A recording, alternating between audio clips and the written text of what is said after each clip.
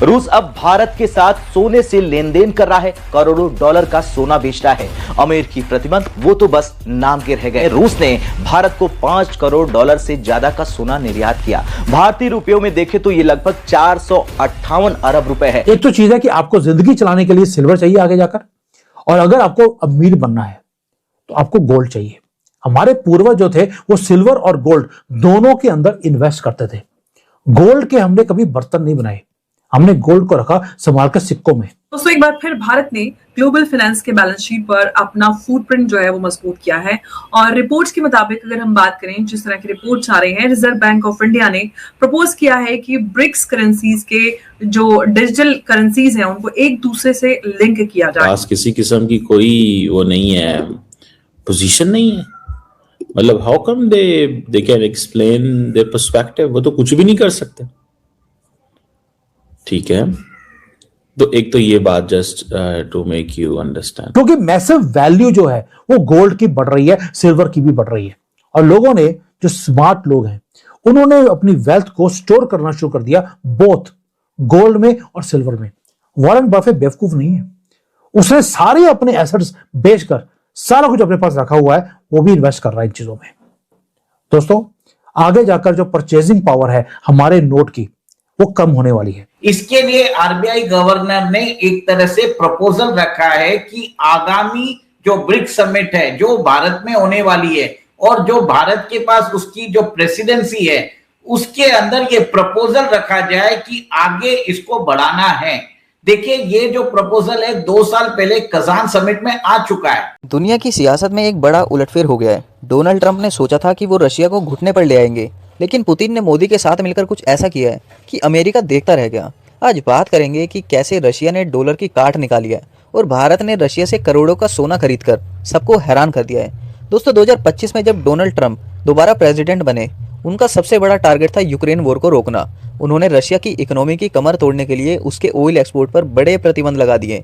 यहाँ तक कि उन्होंने भारत पर भी प्रेशर डाला और रशियन ऑयल पर 25% एक्स्ट्रा टैरिफ थोप दिया। ट्रंप का लॉजिक सिंपल था, रशिया का तेल बिकना बंद होगा तो पुतिन के पास जंग के लिए पैसे नहीं बचेंगे। लेकिन पुतिन तो शातिर खिलाड़ी निकले। जब तेल पर पाबंदी लगी तो रशिया ने एक नया रास्ता निकाल लिया, gold trade. Russian news agency RIA के रिपोर्ट के मुताबिक 2025 के पहले 10 महीनों में रशिया ने भारत को 5 करोड़ डॉलर से ज़्यादा का सोना एक्सपोर्ट किया है। इंडियन रुपीज़ में कहें तो ये लगभग 458 अरब रुपए होते हैं। अब आप सोचेंगे कि ये सोना क्यों खरीदा जा रहा है। असल में अमेरिका ने रशिया को स्विफ्ट बैंकिंग सिस्टम से बाहर कर दिया था ताकि वो डॉलर में ट्रेड ना कर सके। इसका तोड़ निकालने के लिए रशिया ने गोल्ड को अपनी यूनिवर्सल करेंसी बना लिया था। अगस्त 2025 में 2.34 करोड़ डॉलर का सोना शिप किया। ये 2021 के बाद सबसे बड़ा शिपमेंट था। फिर अक्टूबर में 2.69 करोड़ डॉलर का सोना और भेज दिया। आरआईए ने ये डेटा भारत के वाणिज्य और उद्योग मंत्रालय से लिया है। अब ये क्यों इतना महत्वपूर्ण है? क्योंकि ठीक अगस्त में ट्रंप ने भारत पर 25% का एक्स्ट्रा टैरिफ लगाया। जो अब ये ब्रिक्स पेमेंट सिस्टम चालू होता है, इससे आप ये देखेंगे कि जो ब्रिक्स करेंसीज है और ब्रिक्स कंट्रीज है और ब्रिक्स प्लस कंट्रीज है, जो अराउंड मेरे ख्याल से अराउंड 50% से ऊपर वर्ल्ड की पॉपुलेशन वो अपने पास, उनकी population 50% of the world population है, और मेरे ख्याल से around 40% of the world economy है। ये बहुत बड़ा ब्लॉक बनके उभरा है। और सबसे बड़ी बात देखिए, इसके अंदर Russia, Brazil, Iran, Saudi Arabia और यूएई जो है वो रिसोर्स रिच कंट्रीज है।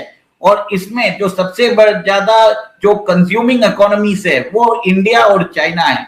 इंडिया जो है 7% ग्रोथ रेट के साथ चल रहा है और चाइना की भी ग्रोथ रेट 5% हो रही है। तो कहीं ना कहीं this is a marriage, this is the alliance of prosperity, shared prosperity, mutual interest. इसके हिसाब से ये कन्वर्जेंस हो रहा है। और despite so many differences, boundary disputes, ये एक तरह से रियलिटी में आ रहा है। ये सबसे बड़ी बात है। जी, यहाँ पर एक सवाल ये है कि अगर हम बात करते हैं इंडिया, चाइना और रशिया जैसे जो इकोनॉमीज है उनकी, तो इनकी जो डिजिटल करेंसी अगर इंटरऑपरेबल हो जाए तो जो ग्लोबल ट्रेड सेटलमेंट है उसका लैंडस्केप कैसे बदल जाएगा?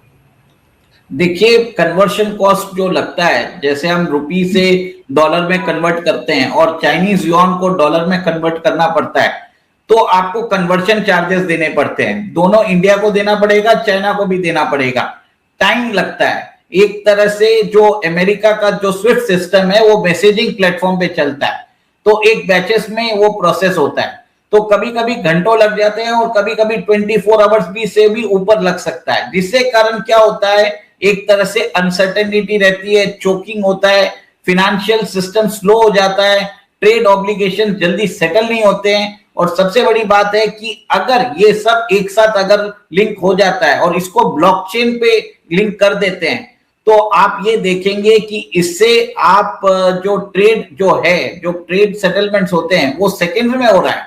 चाइना ने ऑलरेडी एम्ब्रिज करके वो सिस्टम चालू कर दिया है, जिसके अंदर मेरे हिसाब से थाईलैंड, लाओस, कंबोडिया, यूएई के साथ मिलके रियल टाइम ट्रेड सेटलमेंट्स कर रहा है।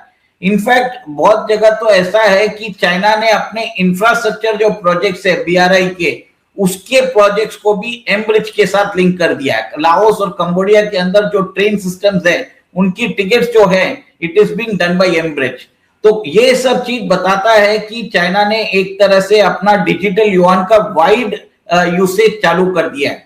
भारत के अंदर भी जो ई रुपी है उसके भी 7 मिलियन अकाउंट्स अभी खुल चुके हैं, तो कहीं ना कहीं ये पायलट स्टेज में मास अडॉप्शन में नहीं आया है, बट भारत रेडी है। और आरबीआई गवर्नर ने जैसे बताया है कि उन्होंने बोल दिया है कि हम अपनी तरह से रेडी है, क्योंकि यूपीआई के सिस्टम तो मैनेज कर ही रहे हैं, तो और यूपीआई जो है वर्ल्ड का लार्जेस्ट पेमेंट सेटलमेंट सिस्टम है बाय वॉल्यूम, तो अगर इसमें वॉल्यूम बढ़ता है तो भारत एक तरह से सक्षम है, भारत एक तरह से रेडी है। और भाई कंट्री की टाइमलाइंस में इट टेक्स टाइम, और आप अगर सोचते हैं कि डॉलर बढ़ता जाएगा, इसकी वैल्यू बढ़ती जाएगी, then it is a mirage जो आपको एक दिन आपके हाथ जलने वाले हैं।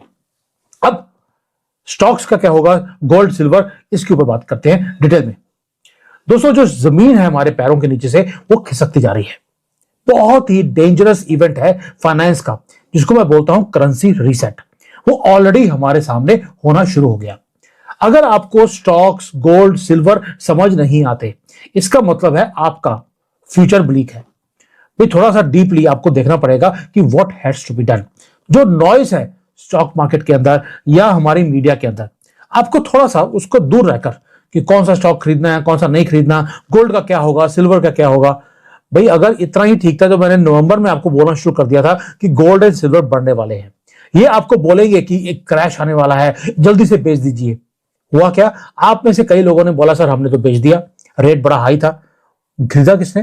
यही बड़े बड़े बैंक्स ने आपसे सस्ते में खरीद लिया, आज डबल रेट हो गया है।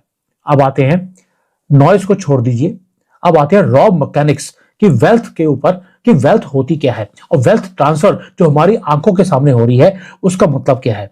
वेल्थ ट्रांसफर का पहली बात है मतलब ये नहीं है कि वेल्थ डिसअपेयर होगी।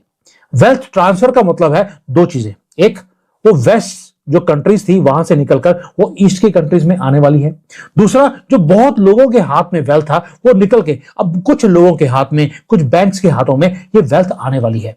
Whoever is smart right now, अगर आप आज स्मार्ट हैं, you will have wealth also. So are you the smarter one or the idiot one? ये आपको बाद में पता लगेगा। अब पहले बात ये है कि यूनाइटेड स्टेट, ये वेल्थ जो ट्रांसफर हो रही है, होकर रही है, ये हो रही है यूएसए के डॉलर के कारण। यूएसए की जो वेल्थ की जो पावर है वो ऑलरेडी 97% परचेजिंग पावर वो लूज हो चुकी है पिछले ऑलमोस्ट आप समझ लीजिए 100 सालों में या 110 सालों में। 97% वो वेपराइज हो, इट इज वेपराइज्ड। और वे किया किसने? फेडरल रिजर्व ने। गोल्ड पर बैन लगाना इतना आसान नहीं है। रशिया दुनिया का दूसरा सबसे बड़ा गोल्ड प्रोड्यूसर है और भारत दुनिया का सबसे बड़ा कंज्यूमर। ये एक परफेक्ट मैच है। भारत को इससे क्या फ़ायदा हो रहा है? रिपोर्ट कहती है कि रशिया हमें मार्केट प्राइस से 5% से 10% सस्ता सोना दे रहा है। एक तरफ हमें सस्ता सोना मिल रहा है और दूसरी तरफ हमारी एनर्जी सिक्योरिटी भी बनी हुई है। ट्रम्प के इतने प्रेशर के बाद भी भारत ने साफ कह दिया कि हमारी ज़रूरतें पहले हैं, लेकिन ये बात ट्रम्प एडमिनिस्ट्रेशन को हजम नहीं हो रही। वो इसे सैंक्शन का वायलेशन मान रहे हैं, मगर पुतिन रुकने वाले नहीं हैं। वो अपने नेशनल वेल्थ फंड से सोना और चाइनीज़ युआन बेचकर अपनी मिलिट्री फंडिंग कर रहे हैं। 2026 के बजट में रशिया ने लगभग 40% हिस्सा मिलिट्री पर रखा है, जो साफ दिखाता है कि उनके पास पैसों की कमी नहीं है। तो क्या ट्रम्प का प्लान फेल हो गया है? देखा जाए तो हाँ, रशिया ने दिखा दिया है कि अब यूनिपोलर नहीं रही।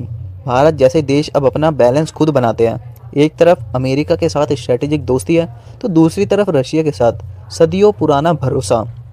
अब सवाल यह है कि क्या भारत को इसी तरह रशिया से सोना खरीदते रहना चाहिए या अमेरिका के प्रेशर में आकर पीछे हट जाना चाहिए? आपको क्या लगता है? कमेंट में ज़रूर बताएं।